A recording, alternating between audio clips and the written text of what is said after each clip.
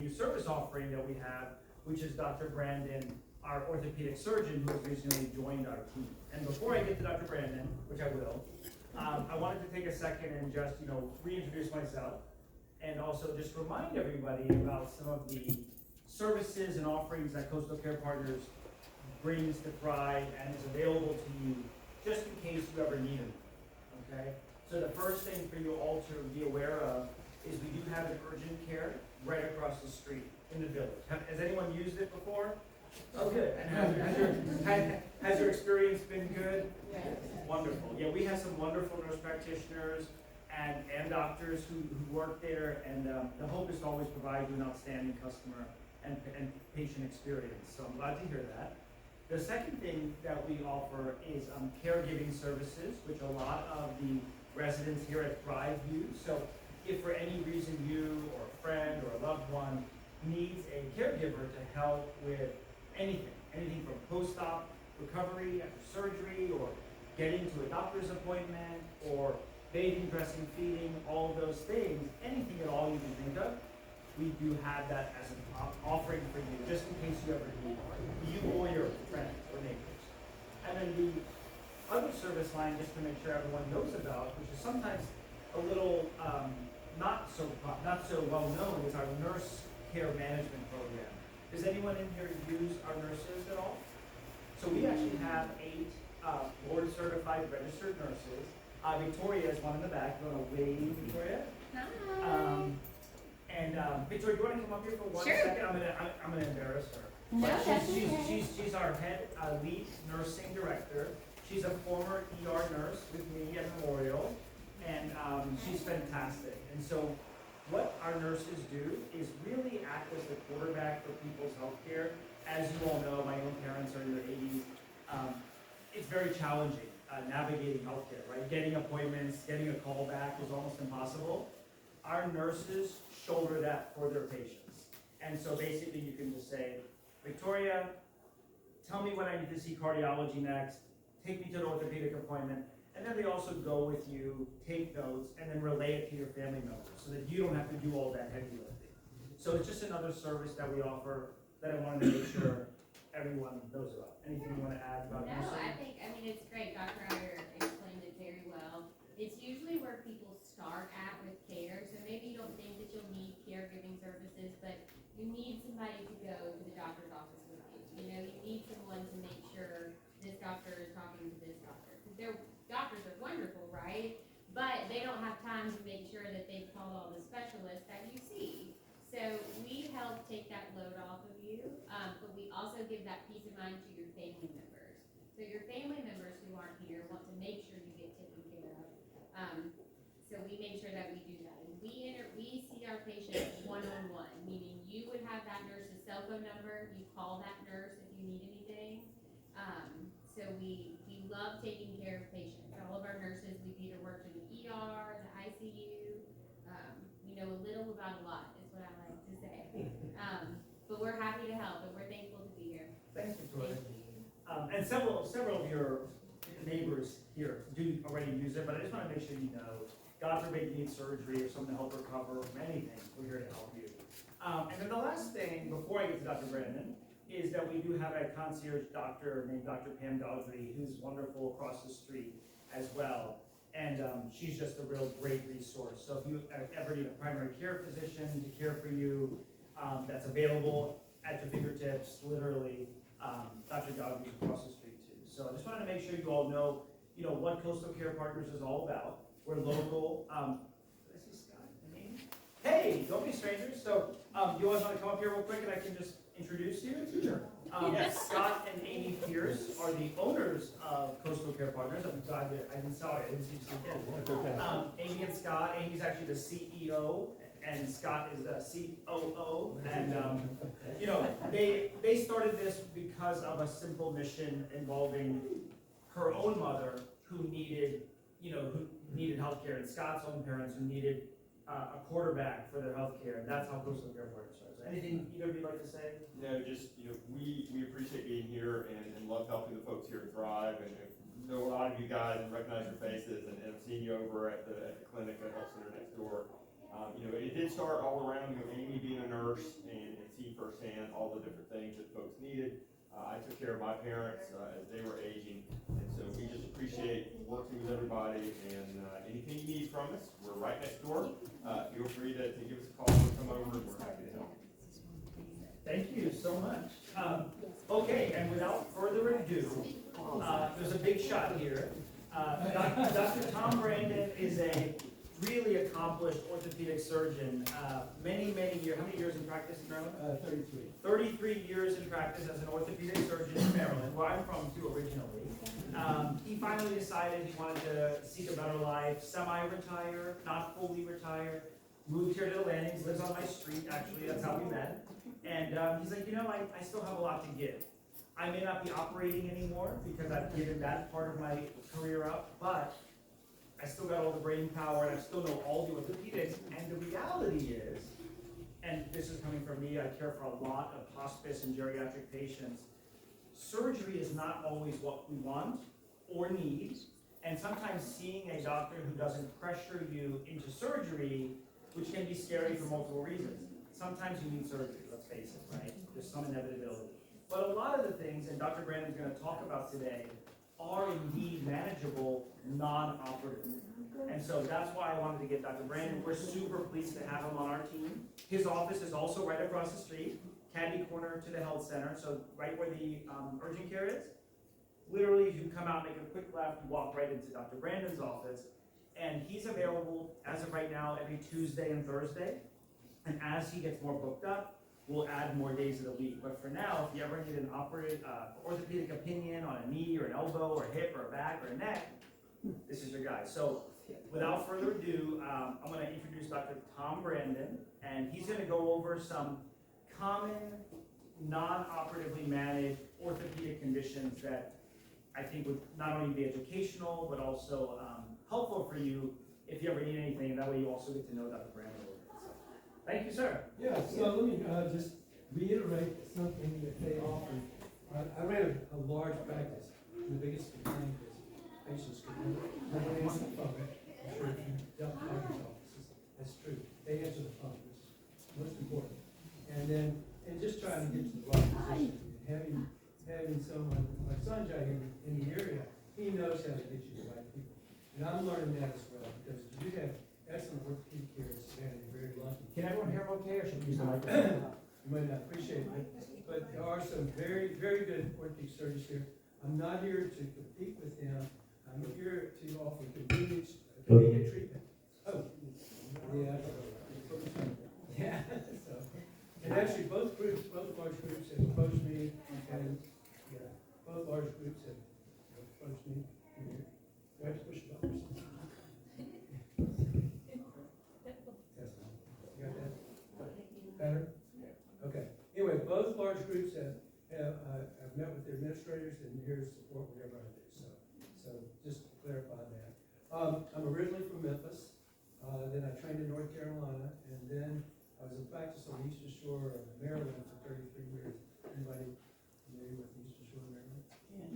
Yeah, so it's about an hour and a half from Annapolis, right between the ocean and Chesapeake Bay. Can you hold the mic a little closer? Okay. Oh, gosh. Anyway,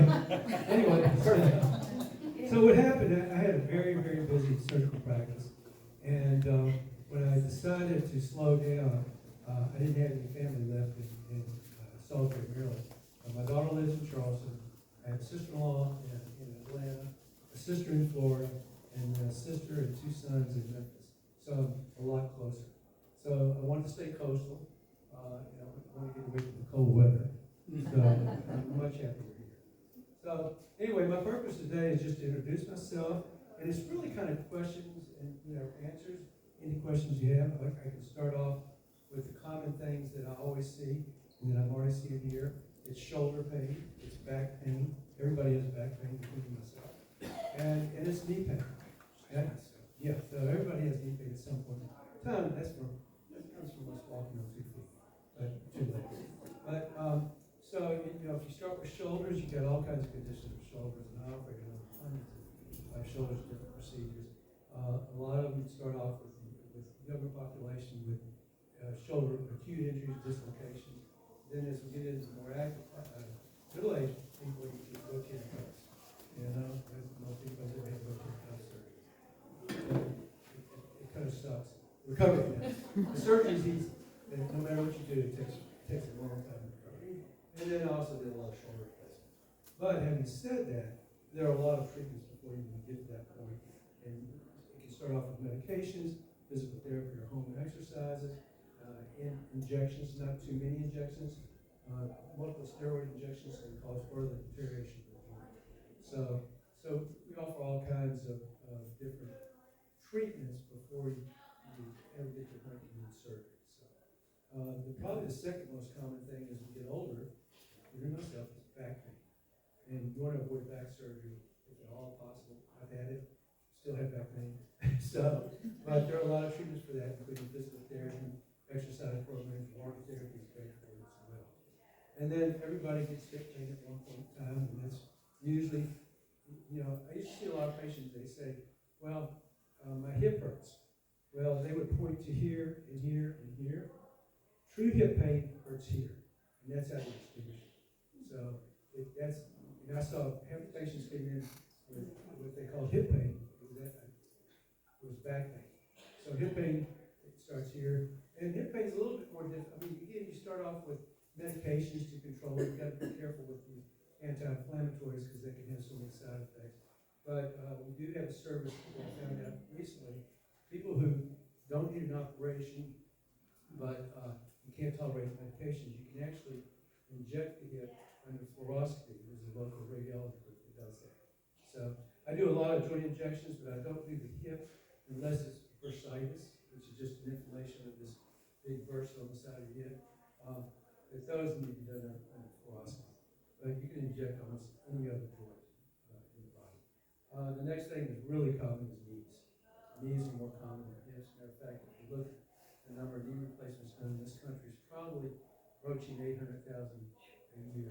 Hips are about 400,000 or 500,000. And those are, if you're, you know, depending on that you failed everything else, you can't do the activities they live in, have trouble walking around the house, can't grocery shop, then if the x-rays are appropriate, then hip replacements have come a long, long way.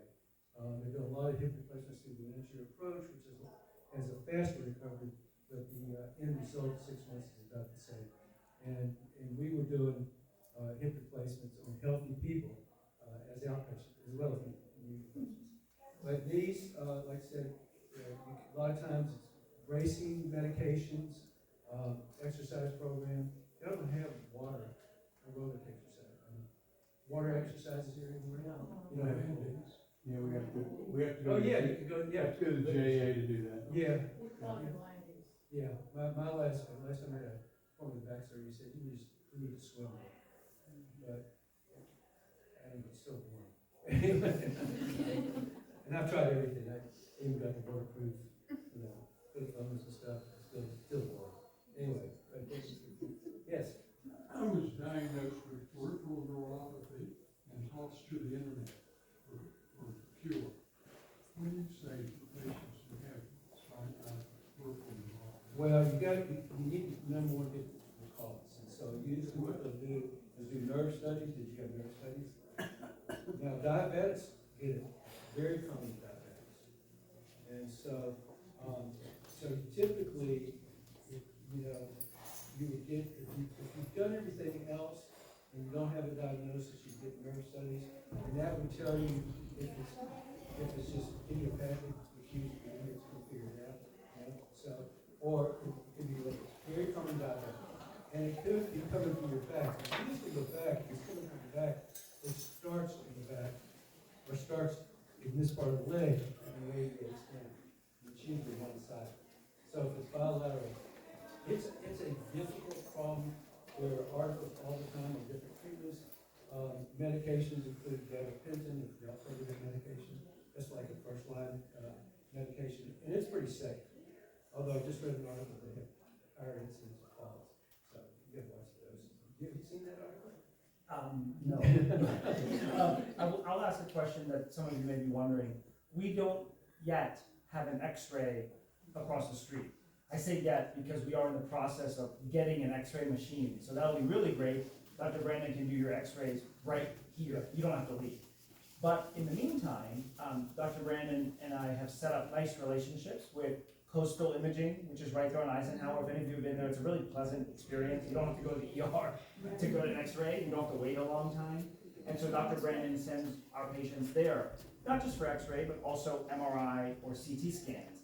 And then the nice thing is, Dr. Brandon has a viewing computer set up here so that he can look at all your images and he can communicate with the radiologist there if needed, and then go over with you. So you want to talk a little bit about the process? When you see a patient, you send them, and how do you follow up with them? Yeah, it's interesting. I saw a patient last week, and she actually came in for a pain. Okay?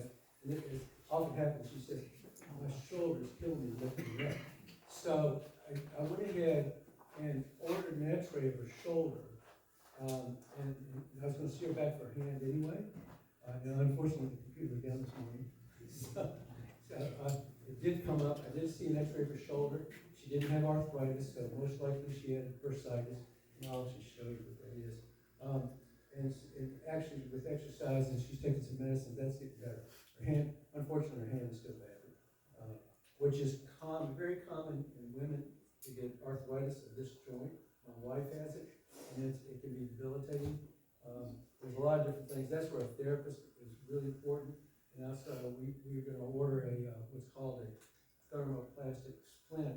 We talked to an OT this morning. You go in there and they measure your hand and they make a splint that you can wear, which quiets the joint down. You don't wear it all the time, but it quiets the joint down. And I'll even give some injections. Once a joint is arthritic, if you have an acute flare and they just can't function, they're miserable, I'll give an injection on those. And once you have end-stage arthritis, which means it's bone on bone, I'll give injections periodically. And I don't give a lot of steroid injections because Could you speak a little louder? oh yeah, I don't give a lot of steroid injections, and I don't give steroid injections to diabetics because I found out very early in my practice. They would call back and they would say, well, my blood sugar went to 300. This is before anything was written about it. And I'm talking about just injecting a knee. So now I use another medicine. It's called Toradol, but it's like an injectable ibuprofen. And you get no reaction, no elevation of your blood sugar from that. I gave someone last week. So. And one other thing I would point out is that if you see Dr. Brandon and he determines you actually do need to see an operative surgeon for whatever reason, we have relationships with both Chatham Orthopedics and Optum Orthopedics, and wherever you prefer, Dr. Brandon would be happy to pass that message on to them and get you in with the operative type. But the goal here would be to try to avoid surgery as much as possible for all the obvious reasons. Yeah, I'll give you an example. One of the people I play golf with, his wife worked in the medical profession, and he had knee pain, a bad knee. And so she sent him to, I can't remember what the specialist, but anyway, so he made the appointment, he waited 4 or 5 weeks to get the appointment, he went in there, and the doctor said, I don't treat that condition. And so he sent him to another one. He eventually got a knee arthroscopy. Y'all know what a knee arthroscopy is? You stick those little things in. I did thousands of those. So the only thing is, he got the proper treatment, but he had to make an extra appointment. So I know the specialist who does what, and I can help you in that. If you don't have an orthopedic surgeon, if you have one, I can just send you back to them. If you need something more. We did get one question on text, which was, do you have to be a concierge member of the practice to see Dr. Brandon? And the answer is no. Dr. Brandon takes regular insurance, Medicare, all the other insurances, like a regular orthopedic doctor. There is no concierge fee. But Dr. Brandon still provides a concierge type service because it's a lower volume practice. You're not rushed in and out, and he'll reach out to you and stay in communication with you to make sure that you get taken care of. So the answer is no, you don't have to be a member. That membership is for the primary care practice with Dr. Gallagher. So that text come from back there somewhere? Yes, a little birdie center. Yeah, I figured that. Somebody in the back. That's kind of an overview. Yes.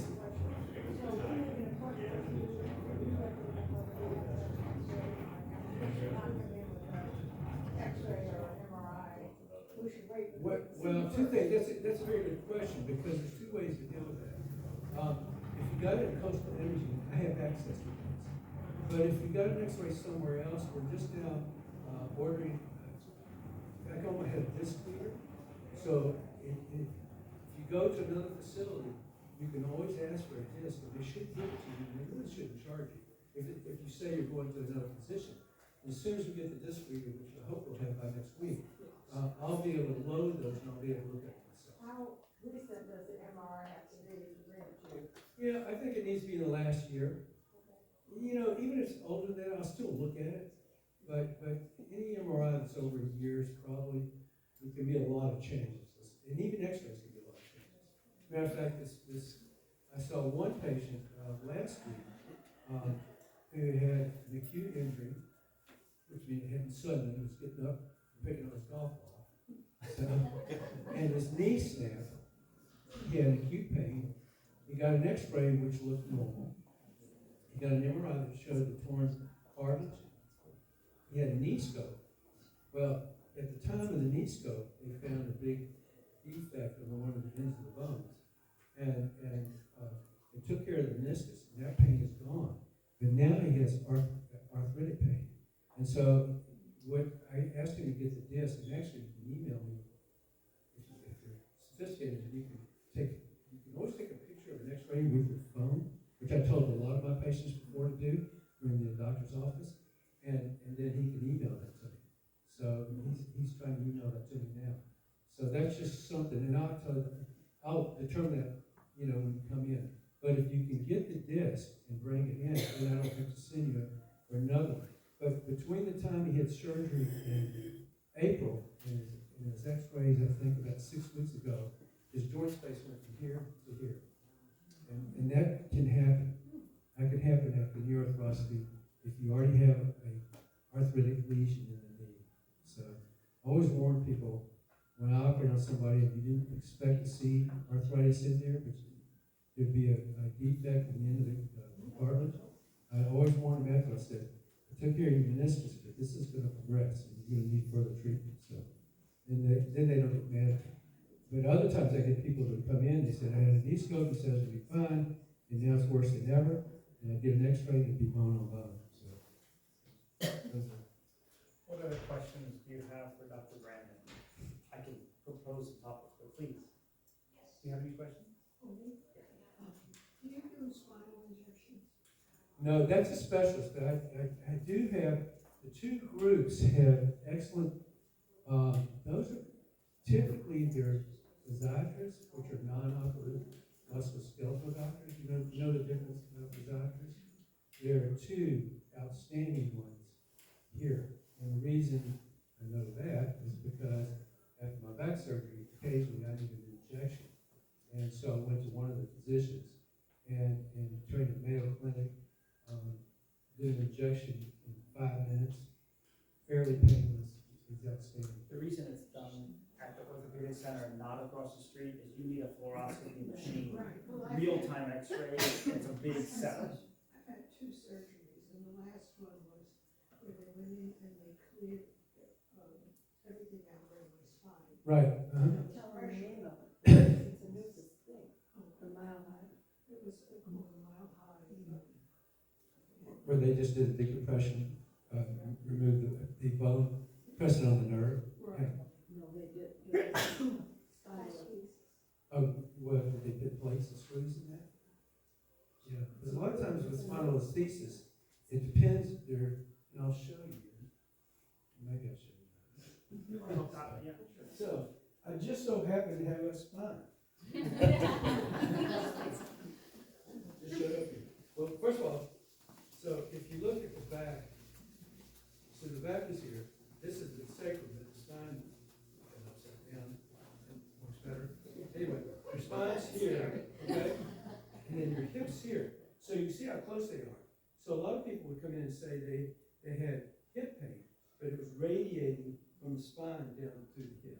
So this is where you get the hip joint, that's where you get arthritis, and everybody at some point in time gets arthritis of their spine, where the bone spurs press on the nerve.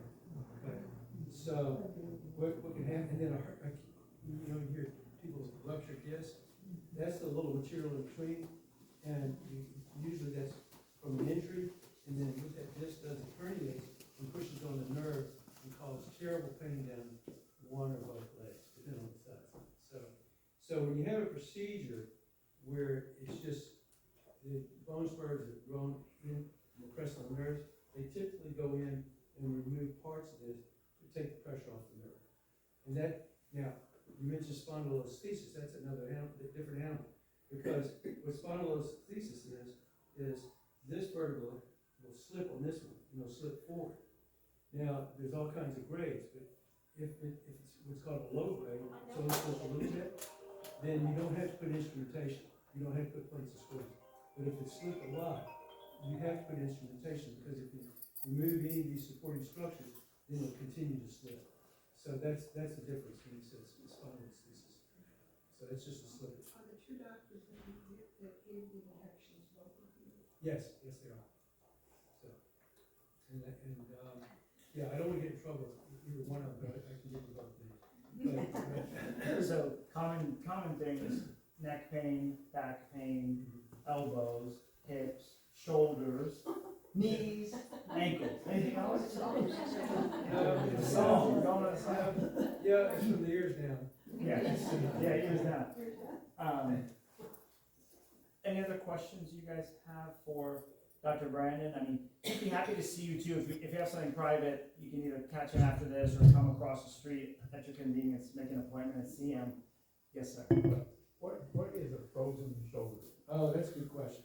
So, I treated a lot of that. You just so happen to have a shoulder? Yeah, I just haven't had a shoulder.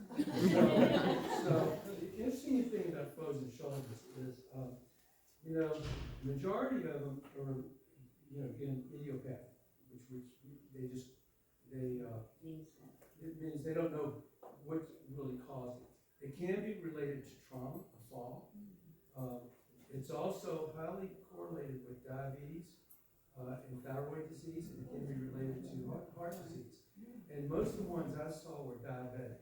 And so what happens is, if you look, this is the top of the humerus head, and this is the socket called the glenoid. Anyway, this is called the glenoid or the socket. So you see all this material here? Those are the capsule that encloses the joint to keep the ball from sitting out of place. So this has been studied for over 100 years for causes of frozen shoulder. They're taking tissue samples. It is some type of inflammatory process in a lot of people. But what happens is, normally you can move the shoulder all around. What happens is, your body creates antibodies against the capsule. The capsule shrinks, so you can't move it. Now, 90% of those can be treated non-operatively.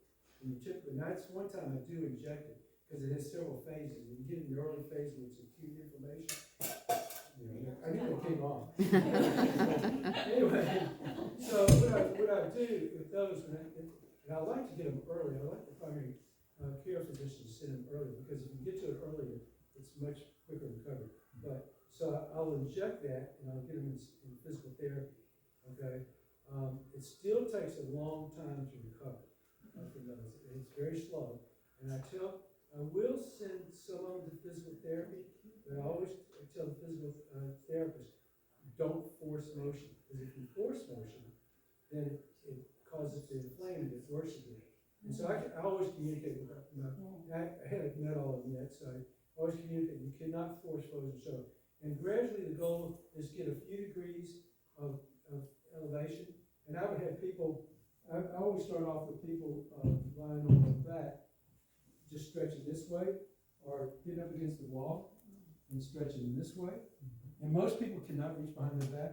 I just have them start using a towel or a belt, and most of those will go away. I operate on about 10%.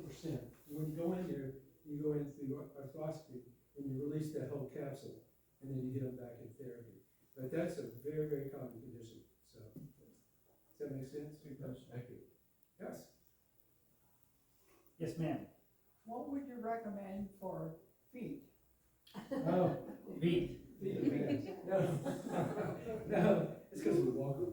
Well, it depends on what part of the foot. I mean, one of the most common conditions is heel pain. I don't know how many people have heel pain. I've had it. And it takes, on those, there are exercises, most of those get better with exercises. And actually, this is my own personal preference, because I had it, is I get Voltaren cream over the counter and rub it on my heel. It works on heels. Not many people do it. Some people will recommend a shot. I can tell you, I had it for 6 months. I refused to let one of my partners give me an injection in the heel. It hurts. And But it works. I can tell you that footwear matters a lot. Oh, it's It's underappreciated, but I mean, I see you have some very nice kicks on yourself there. Yes, Hokas, there you go, that's what I wear too. So, having had plantar fasciitis before and heel pain, the rule of thumb is never go barefoot. Even though barefoot feels great, if you're walking barefoot, you're not giving your arch good support, and then it increases your likelihood of developing plantar fasciitis. So great footwear is important to actually. Paying more for good shoes is actually beneficial. I work in my ER and he worked in the operating room, standing for 12, 13 hours. We use clogs. I don't wear tennis shoes, I wear clogs at work, Danskos, and they're firm, so they give you really good support. And then the other thing I would tell you, which is really helpful, is staying flexible and stretching. The more you stretch your calves, the more it relaxes your plantar fascia and your feet. So good footwear and stretching go along. So that's a great question. So, number one, you'll find out the diagnosis, when you get out of bed the first thing in the morning and you put your foot down, it kills you. So, and like you said, by the way, Hoka sales are passing Nike sales. Yes. So, that's very bad. Those are great. They're expensive though. No, those are great shoes. The people that do our exercise here every day, we do the get up on your toes, up and down, and then on your heels. Yeah, you have to stretch your calves. It's, matter of fact, I told people that had it badly that I would have them get a belt in their bed before they got out of bed and just stretch. You gotta stretch your calf, and so that's critical. That's the very beginning of the treatment. That's another condition that takes a while to go away. But shoe wear is absolutely critical. It truly is. And actually, the shoes, my wife wears these new Atrix, A-T-R-E-X. That's all she can wear now. So, but shoe wear, and you don't go barefoot. I told that patient this morning, do not go barefoot. So that's, and then, like I said, if nothing else works, you can get an injection. But I warn people about this. I don't like people to be surprised. I say, this is really gonna hurt. So. Any other questions? Yes, We please. have a great physical therapist here, Mary Carpenter. Will you be coordinating with her? Oh, absolutely, Okay, absolutely. she's wonderful. And I'm sure she knows all this. And I'm sure she knows about tennis elbow. She had a doctorate in physical therapy. Yeah, she's gonna know all this. She'll know the back treatment. I think it's great. We work so much in synergy with Thrive Yes. that if she feels like you need a doctor's opinion, she'll send you over to Dr. Brandon. And if once he evaluates, thinks you can get physical therapy right here, it's great. So you don't even have to leave the island and you get all your care. That's kind of the whole goal. Yeah, that's one of the things I've discovered right away is, I lived on the Eastern Shore of Maryland. No one wanted to cross that bridge. I'm finding out here, no one wants to cross this bridge, including me. Especially when you drive down to the Marin. God, that's yeah, it's terrible. They drive like maniacs. They rush each other, they don't use their blinkers. Yes, ma'am. But you notice that sometimes I walk and, something like my knee almost goes out, and then I stop and it goes back. Yeah, that could be a couple things. Yeah, no, it's usually not. I haven't had a knee yet. So basically, here's the knee joint. And it's connected to the thigh bone, and the thigh bone's connected to the hip bone. So here's your kneecap. And so, yeah, the kneecap does get arthritis and can cause clicking if it's in the front of your knee. But if you look between when you hear someone, they tore their cartilage, they're talking about these little shock absorbers. Now, as we get older, it's not uncommon to get a degenerative tear of one of these, and it has a little, it'll flip something out and it'll catch your knee. But the other thing that causes that is when you have the end of the bone, what's called the femur, and this is the tibia right here. If you have a cartilage defect there, it's uneven. It's like a little hole, little manhole, and the edges are rough, and they can catch on that when you first. You know, when you're sitting, your knee's not lubricated. So when you first get up, and if it's a degenerative tear of this, or if it's cartilage defect, it'll bump, it'll give way, it'll bump. So that, it could be, and that's where you always start off with an x-ray, you know, and if you get an x-ray and you see joint space that should be here, and it's down to here, that's probably cartilage. Like I said, we all can, as we get older, like I have a degenerative tear of meniscus in one of my knees, but it doesn't bother me unless I twisted it. You know, one thing you don't want to do is get up and twist, because that torques the knee. But we all get that with time. And so most of the time, that can be treated with an injection. The other thing I'll mention, we're working on the gel shots. Y'all heard about the gel shots? So we're working on that now because I gave a lot of gel shots in my practice. Because those, initially, our academy said they didn't work, but now they know the ones with, it's kind of technical, the ones that are high molecular weight gel shots, which the ones I'm trying to get, have been shown to improve arthritis for up to 6 months. So we're working on that now. So I have no pain or anything, I just feel like it's gonna. it's just, yeah, it's in your I knee. never had it checked, I guess it is. Yeah. Check. Well, you start off with, examine I x-ray. have a bone. If you were to start out with Dr. Brandon, get an x-ray first, and then if needed, send you for an MRI. Yeah. Coastal. Yeah, by the way, getting back to the coastal, something I learned, don't go on a Thursday. They have no parking. I told you that, right? Yeah. There's too many, they have too many other specialists in the same parking lot. And you know where it is, it's the one with the red door. Because the first time I used my navigation, it took me, said turn left and turn left. And I turned in the wrong parking lot and then trying to turn around in those parking lots is gonna be, especially if you drive a truck. So don't go on Thursday. They told me that the other way. Dr. Brandon's here, you know, we'll be around here.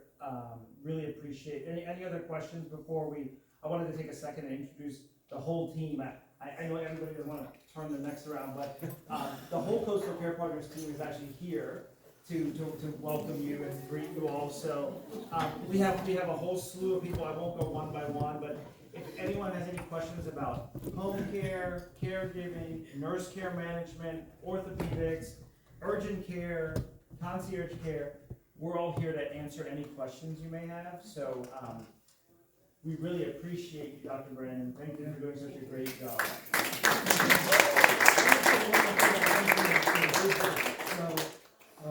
Did I mention my sister? So my sister lives in a place called Apalachicola. Anybody know where that is? Yeah, you're right. It's great. Anyway, the closest real care is 2 hours away in Panama City. And she got very sick with hypertension and high blood pressure. And she couldn't reach her local doctor, okay?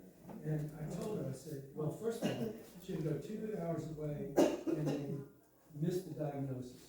And she got really sick for about 4 months.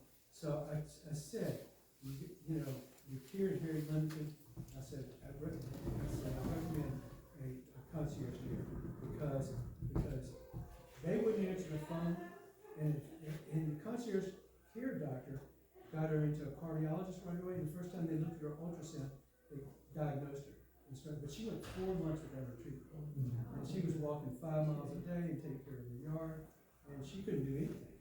But highly recommend it. I have it. We strongly believe that access is the key to successful health, right? You have to have access. If you can't get a call back or an appointment, it doesn't help much. Then you end up in the emergency room, which we really try to keep you out of as much as possible. You don't have to see me. But, You never wanna go to the emergency room. that's right. Yeah, I know, it works. Last ditch effort. But we'll all be here, in the back and socializing around, so please, thank you so much for your time and attention today. We really appreciate it. And we're here to help you if you need anything at all. So thank you. Thank you.